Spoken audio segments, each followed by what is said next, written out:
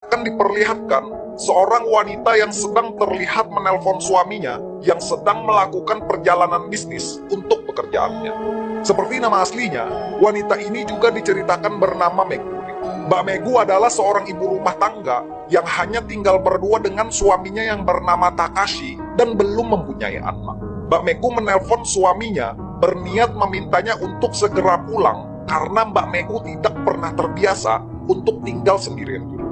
Berhubung sang suami adalah seorang bisnismen dan perjalanan bisnisnya itu harus tertunda karena ada masalah baru di kantor, Mbak Megu pun harus tetap masih bersabar untuk menunggu suaminya itu pulang. Di tengah waktu telepon, handphone Mbak Megu malah berdering lagi, yang ternyata itu adalah telepon dari kakak perempuannya yang memberitahukan kalau anak laki-lakinya ingin mampir dan menginap sebentar ke rumahnya. Dan setelah mengiyakan dan memberi izin, Mbak Megu pun balik menelpon suaminya untuk berpamitan dan menyuruhnya segera pulang. Besoknya, saat Mbak Megu terlihat duduk-duduk santai di ruang tamunya, bel rumahnya pun berbunyi, yang ternyata itu adalah ponakan laki-lakinya yang sudah datang. Melihat ponakannya yang sudah lama tidak ia temui, dengan senang, Mbak Megu pun menyuruh ponakannya untuk duduk, sembari menunggu Mbak Megu yang ingin membuatkan minum untuknya. Ponakan Mbak Megu yang mempunyai rambut tempurung kelapa setelah dibelah dua ini bernama Kajuya. Kajuya adalah seorang pelajar SMA yang diceritakan sebentar lagi akan memasuki ujian akhir. Maka dari itu, meskipun berada di rumah tantenya, ia pun harus selalu rajin belajar agar bisa lulus dari ujiannya. Saat kembali dari mengambil minuman dan kue kering untuk keponakannya, Mbak Megu pun duduk dan mengajak ponakannya yang ia sayangi itu untuk mengobrol. Mbak Megu bilang, sudah lama ia tidak bertemu dengan Kajuya yang sekarang sudah terlihat dewasa. Sambil memuji ponakannya yang selalu rajin belajar, Mbak Megu juga bertanya, ingin bekerja di mana nanti setelah Kajuya tempurung lulus dari sekolahnya. Kajuya rambut tempurung yang mendengar hal itu, bukannya menjawab pertanyaan dari Mbak Megu, Kajuya malah terfokus dengan bola-bola salju tantenya yang terlihat berbenturan dan membentuk sebuah garis. Ngah akan lirikan mata ponakannya, Mbak Megu pun terkejut dan tersipu malu karena tahu kalau ponakannya sudah menjadi pria dewasa. Berniat ingin iseng, dan berhubung suaminya masih lama pulang ke rumah, Mbak Megu malah menggoda ponakannya yang masih remaja itu dengan mendekatkan bola-bola salju yang sudah mengalami rusak. Melihat bola-bola salju bergelindil-gelindil menuju ke arahnya, Mas-mas tempurung pun dengan panik menjawab candaan tantenya itu dengan tidak bergerak karena terlalu dekat. Lalu melihat ponakannya yang gugup karena duduk di dekat bola-bola api, dengan leluasa ingin mendominasi, Mbak Megu pun iseng dan bertanya kepada Mas Kajuya ponakannya, apakah Kajuya sudah mempunyai pacar. Akan tetapi lagi-lagi, karena bola-bola di hadapannya terlalu sering terbentur dan hampir tidak bisa diselamatkan lagi, Doraemon brand ambasador tempurung kelapa ini pun hanya bisa terdiam dan berdoa agar bola-bola tidak melebur dan pecah di tempat.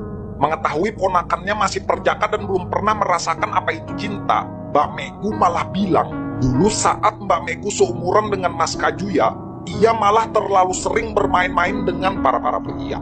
Dan tidak hanya sampai di situ, karena sudah terlalu gemas, Mbak Megu malah menuju ke kamarnya untuk melepaskan perisai vibranium yang menutupi bola-bola dan kerang jeli-jelinya. Kembali ke ruang tamu tanpa segitiga penutup hidangan utama, dengan sepoi-sepoi, Mbak Megu pun merasakan angin sejuk yang berhembus saat ia membelakangi Kajuya dan berpura-pura membersihkan jendela. Melihat kerang coklat tanpa cangkang tertampang di hadapannya, Mas Tempurung pun takjub dan melupakan pelajaran yang ia kerjakan. Akan tetapi ketika kerang tanpa cangkang sudah merayap terlalu dekat, yang terlihat mempunyai lumut yang banyak, Kajuya pun segera menghindar karena takut akan dihisap. Mbak Megu yang melihat respon Mas Kajuya rambut tempurung, ia pun bilang kalau ia harus mencari cara lain untuk menggoda ponakannya itu. Malamnya, saat Kajuya pergi ke dapur untuk mengambil minuman, ia pun dikagetkan akan kedatangan tantenya yang masih handukan karena baru selesai mandi. Melihat ponakannya itu menutupi mukanya dengan buku, lagi-lagi dengan iseng, Mbak Megu pun melepaskan handuk yang ia pakai, yang membuat Kajuya geger dan langsung berpaling. Kucing-kucingan itu pun berakhir saat Mbak Megu yang sudah sangat kesal dan langsung menerjang Kajuya yang sedang tidur di kamarnya. Meskipun sempat menolak dan kabur karena kaget, dengan sedikit paksaan, Kajuya pun berhasil diminta oleh tantenya itu untuk diajari mencangkul lahan perkebunannya yang sudah gersang dan berdebu.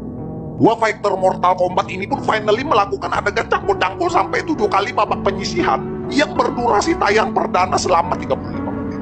Akan tetapi pada besok siangnya, Mas Tempurung yang sudah merasakan bola-bola salju punya tantenya, ia malah balik menyerang karena suka dan membuat Mbak Meguri yang sedang memasak di dapur mendapatkan karma. Dan filmnya pun berakhir saat Mbak Meguri harus menghadang dan merasakan serangan Kaguya yang bertubi-tubi mencangkulnya di tepi sudut ruang dan waktu. Oke guys, ya mungkin segini aja ya untuk pembahasan film Asia kali ini ya. Bagi kalian yang pengen nonton full movie-nya, kalian langsung aja search nonton kode produksi di pin komen di Google Chrome cuy. Dari film ini kita bisa belajar, setiap tindakan yang dilakukan tidak peduli seberapa tidak signifikannya, hal itu pada akhirnya akan kembali kepada pelaku dengan dampak yang sama, baik akan dikembalikan baik dan buruk akan